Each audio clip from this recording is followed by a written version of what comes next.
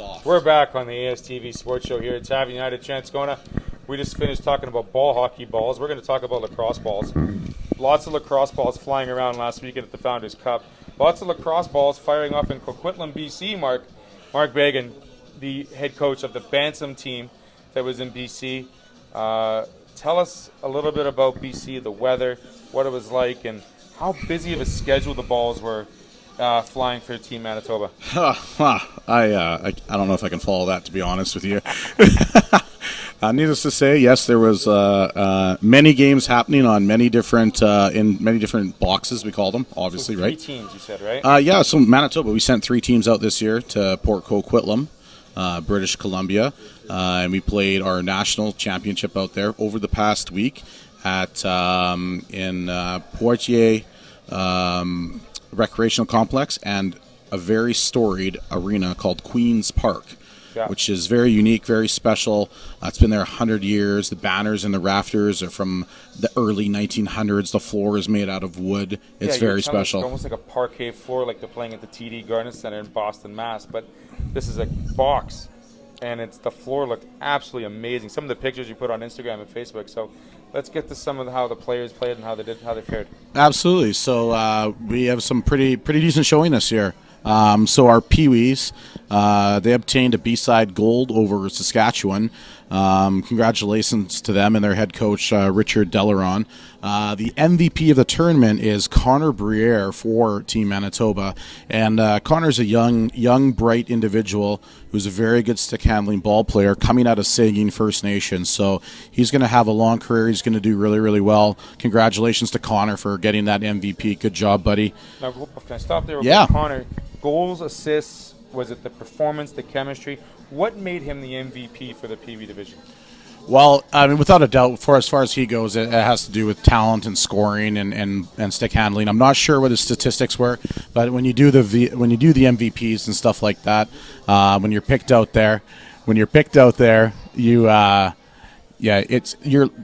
teams are looking at your all-around play too. Okay, that's the Pee-wees. Let's talk about the Bantam squad. Or you want to talk about the midgets? Yeah, let's go to Bantam. Let's go in Bantam. age order. Let's do that. So the Bantam team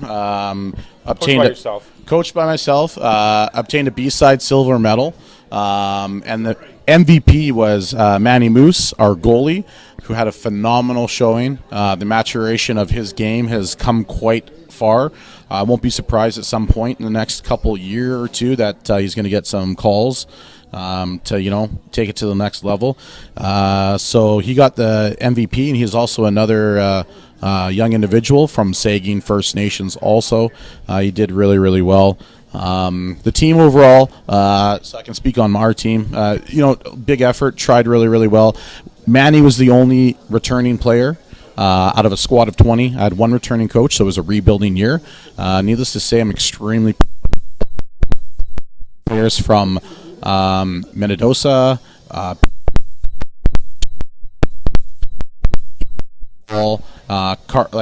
representing Carberry. He plays in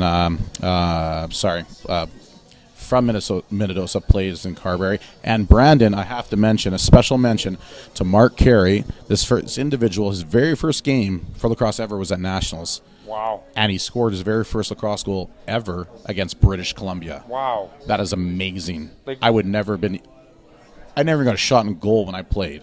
Well, I heard you weren't a hands kind of guy. You were more of a fist kind of guy. Yeah. Growing up playing lacrosse. I got to ask you a question. I try not to. Yeah. Was Manny as a goaltender? Yeah. How does a goaltender pick to be a goaltender? You got to have some nerves of steel, and you got to be able to wear that equipment with some authority. Because I tell you, I've seen those balls fly, and that net. Yeah, you think it's a small net. They're fast, and they're hard. They're hard, and they leave welts. Yes. They hurt. Yeah. And if you get a ball in with no padding, call the infirmary, because I'm done. Pretty much. Yep. Yeah. So how you get the call to be a goalie? You throw sticks in the middle and the last stick wins? Or I got a feeling, I love you, Manny, but I got a feeling they just kind of said, you get in net. But at the end of the day, he's one of our top goaltenders in the province, and that's just a choice that sometimes that just happens. You get just thrown in and you run with it. So there's a position for everyone in lacrosse, and everyone plays in box lacrosse. There is. I mean, the hands team, the rags team, the you talk about possession being the key with the shot clock, but also staying out of the penalty box to maintain momentum. When you're down, you want to make sure that you're aggressive in your play, but you're not so aggressive that you're taking 2 minutes in the sin bin and making your team go down in players, right? Yeah, that happens. I mean, our team, it's kind of tough. When we go to nationals, all of our teams play up. Players in the world. We're coaching against all-star players and professional coaches, and we have to reach that level to get there. And sometimes that does mean that you end up there. You end up in the sin bin because you're pushing it. And, if you're not pushing it to level, you don't know where you're going to end up, right? Essentially, so. Midgets did very well as well, too. They beat Nova Scotia to obtain a midget B-side gold. Had a good showing also. Some real tight games. Gotta love that team. They have a lot of talent. Head coached by Dusty Fromm and the Fromm brothers. And another MVP is Aiden Tulloch from the Sidewinders. Okay. Aiden has been a part of lacrosse for a long time. He's one of our top-end goalies. The guy stops a ton of shots, does a really, really good job, and he thrives on going to nationals. And there's a bright future for him. Chances are you're going to see him a part of that Blizzard team eventually at some point in the future. You think so? Oh, I'll put a guarantee on it. Put a guaranteed stamp I of did approval that. on that. Done by Marc Begin. Corey, take him, please. Good. Corey, you heard him. You heard it right here. Okay? He needs to be your goaltender. Talk about the midget team as opposed to the Bantam team. You said there was only one returning player for the Bantams. The midget was a little more veteran-style team because the boys have probably played together a little bit longer. They're into the game a little bit longer as well because they've had a couple more years under their belt. Is that one of the reasons why they showed a little better than expected, or is it something where you're still looking to progress all three teams? Yeah, I mean, that particular squad has been together. There's a core group of, I'll call it almost 12 players maybe, including the goaltenders that have been together since Pee Wee. And when you put that time of dedication in, when you build this chemistry that is like unmatched. And at nationals, when it comes down to nationals, returning players are key. We struggled because I had one returning player and 19 new players. I don't know the exact number, but I do know that a significant amount of players that had been there, even in the past at different age levels. So that does help weather the storm and really help you kind of get to the next level when you're at nationals, because that's what it comes down to, is getting used to the level of play, the coaching, and the speed and everything like that. Preparation. So those are the three teams we sent to BC. Talk a little bit of Founders Cup. I mean, it was a phenomenal showing. I was there for a lot of those games.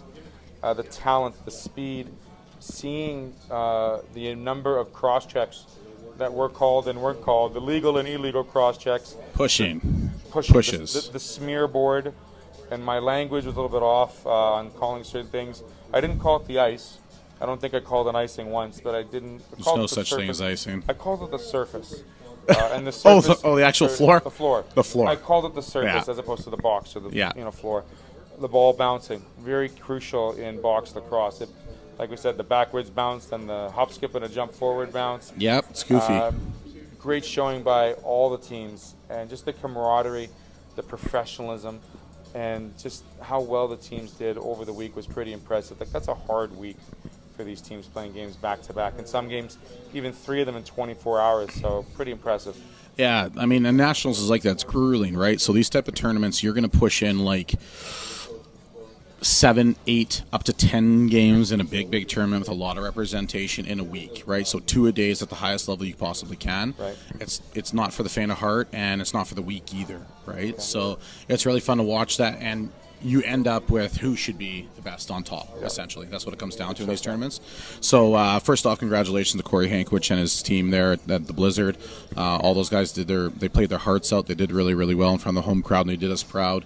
But in the end, it was Calgary Shamrocks taking it down over the Six Nations Rebels to win the National Junior B Championship in that hard-fought game that you guys took care of. I mean, that third period, that whole game, big shout-out to Kevin, who was our play-by-play guy. He probably had to catch his breath about 17 times, could use an oxygen tank. That game was so fast. Yeah. It was back and forth, lightning fast. The play, the amount of goals scored, like back and forth, and how well the Rebels did to almost come back in the third. They were down 5 goals, and they just stormed back, controlled the play, and you're almost waiting for them to get the game tied up to go in overtime. It would have been fitting. Five goals, 3, 4, 5, 5 goals up to 7 goals really isn't much in lacrosse. No. It's kind of like basketball. There's game of runs. All of a sudden, when one team gets momentum on the offense and look out, that's kind of how that works down. A couple fast breaks, score changes instantly. It was one thing we noticed through all the teams, how well teams were able to adapt and change their way of game in the second period. Yep. And it was the second period that really set the tone for the entire game. Yep. And coaches preparing their squad to make sure they're making the right changes versus the wrong changes. And that's because it's a long change, right? That's so it's the long stretch change, pass. that's yeah, right. And you have to be careful with that, and that opens up the game quite a bit and changes it. Pretty impressive. So Yep. Founders Cup was great. The Nationals were good in D.C. Yep. Falcons. One more thing before that. So our Bantam team, were lucky enough to visit Langley, the Langley Event Center this past weekend to watch the Minto Cup. Now, the Minto Cup is the Junior A National Championship. So you guys hosted the Founders Cup. Yep. So the next level up from that is the Minto. Right. So we had the privilege to watch the Minto Cup being awarded to the Orangeville Northmen over the Victoria Shamrocks. Again, these two clubs are storied clubs. Their names are all over the trophy. It was absolutely fantastic to watch that level of play. It was an ultimate privilege to be there too. So congratulations to Orangeville also. And you said also off air that these teams are playing upwards of 65 games in a season. Yeah. That's battle tested and just unbelievable amounts of strength and fortitude and endurance. And you said these boys, these men, are like machines. Absolutely, especially so Founders in the junior age, definitely. Senior age is much the same too, but at that junior age, those guys go and they play their club, and then they get into best of 7 series, best of 5 series, and then they go off to nationals also. Next thing you know, it's like 60 games later, right?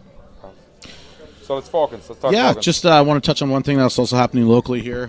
Falcons Lacrosse out of the north, falconslacrosse.ca, I believe it is the email, or pardon me, the website address. Yep. They're holding a fall ball sort of intro to lacrosse situation camp type of thing. Okay. It's open to all individuals coming up. Ages? All ages. But all ages are welcome to come out and try it to see what it's like. But the really big thing that's happening there also is the introduction of female lacrosse also. So that's something that we're headed towards. We've got the 2021 Canada Games coming up.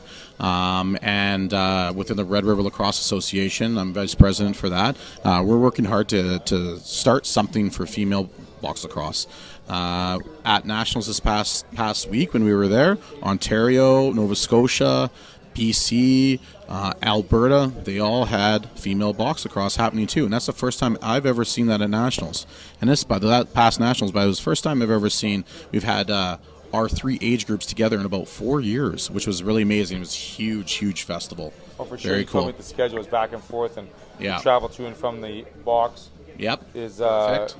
pretty substantial. It's a very regimented schedule for all 3 teams out here. Yeah, it is for sure. So, and then the last couple things that are coming up on our schedule here, coming up for looking towards a couple months from now, this week, for the 2021 games, the Manitoba Lacrosse Association will be selecting their staff. The 2021 games is special. It's the first time box lacrosse has been included. There's been some government funding behind that as well too to reduce barriers, which is really awesome. Yep. And so they're picking the staff. It's going to be kind of a unique situation. It's going to be 2 years of training. So 2 years of training, 2 years of commitment. There'll be a training squad of upwards of 25 to 30 individuals to stick around. And then the following year, it'll be selected down. You have your selection counts of those who are truly dedicated and ready for the sport. Sure. So that's what's going to happen. So that's happening coming up this week. Okay. And moving into October, the Manitoba Lacrosse Association and the Red River Lacrosse Association will also be holding their AGMs. So this is an opportunity for the lacrosse community to come out, voice their concerns, have some, and positivity, and have some say in the direction on where we're headed coming up. That sounds like a great idea in October. What's happening next summer? What did Canada get awarded for MTS place? Was it the Nationals or is it Okay, so this one just kind of came down the pipe. We didn't really hear about this, and I think this is a little bit larger promoter situation than our current R2 association. Okay. So this is the World Junior Indoor Lacrosse Championship. World Junior Indoor Lacrosse. Just like the World Juniors for hockey, same thing. Wow. But lacrosse here. It's coming to I believe it's the MTS Center. It is Bell MTS Place, yeah. Yep. Place. And it's going to host teams from all over the world, which is really cool. And Iroquois Nation is also represented there because that's how it works in our sport. Canada, USA always has teams. Scotland, Ireland, Israel have teams as well too. Poland has teams. Wow. They're coming from all over. There's a whole list of them for sure. So that's kind of exciting. So is there going to be like a playoff to get in, or are all teams invited? It's qualifying. Qualifying, okay. Right? So that's the right word. I'm not too sure the format of the qualifications. This just might be an open invitation at this point because it's fairly new. But they are tiered, right? So you're not going to get Canada versus someone that's not as qualified to play against them. No offense to Burkina Faso fans. I don't even know where that is. It's somewhere in Africa. I have a friend there visiting. Oh, cool. Well, he's helping out as a medic. But anyway, cool. That's another story. Noble. So we'll get some more ideas on the qualifying, the tournament breakdown as we get closer to that date in the summer next year. Yeah. Very exciting Very time. Special. Very Marc, unique. We didn't mention balls much in the last 10 minutes of that. Yeah, I noticed. I'm a little disappointed, but we tried. We did talk a lot about fastballs. Yeah, there's lots of balls in lacrosse, that's for sure. It's amazing, like, the trajectory of these balls coming out of those pockets. That's fair. Is that what it's called? The net or the pocket? Pocket. Good for you. Here we go. Mesh, not net. Mesh, not net. It's not a racket either. Don't ever call it a racket. What, the big thing the goalie holds? No, any of it. Like They're just sticks. It's not a racket. Why can't goalies wear hockey goal pads? Is there, like, restrictions on the size of these things they wear? I think it's just an evolution over time, much like hockey, like moving into the cricket. If you look at the old pictures, it's the same thing. Like old hockey goalies used to hold the stick outwards rather than inwards, and old lacrosse goalies, same sort of thing, and eventually it evolved between the legs. I think it has a lot to do with where the trajectory of the ball, right, versus puck. So puck's always on the ground. Always on the ground. So you don't put more pad there, right? And in lacrosse, it's always in the air, three-dimensional. So we're gonna have more pads up there. A lot of behind-the-back passes I saw, which were pretty impressive. Oh yeah, BTVs. Just how they practice that stuff is like, and then the ghost play, where the three of them meet in the middle of the neutral zone and like who's got the ball. It's called a hidden ball. The hidden ball. Hidden ball trick. Hidden ball play. Our producer / cameraman last weekend lost the ball several times. Yep. Didn't know where the ball was. He kind of put the camera up in the middle of the air and said, "Okay, I'll find it when the shot's fired." But nonetheless. Marc, it's always a pleasure. Deadly. Excellent. Thanks, Good Theo. talking Really lacrosse. appreciate it. Thank you very much. We'll be right back.